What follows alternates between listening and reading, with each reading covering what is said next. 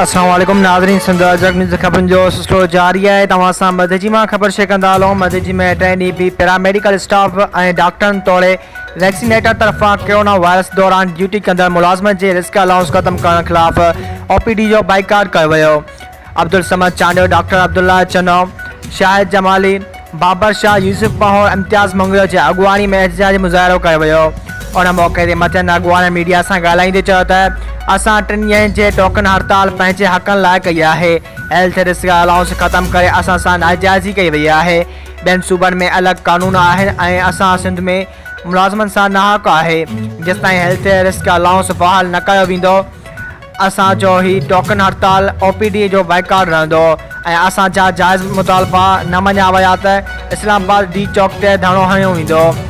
ओॾा अस्पताल ईंदड़ वेंदड़ मरीज़ सख़्तु परेशानी जो शिकार आहिनि।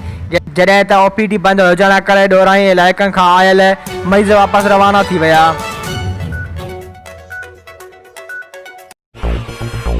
वधीक ख़बरूं ॾिसण लाइ विज़िट कंदा असांजी वेबसाइट www.sindhajraknews.com।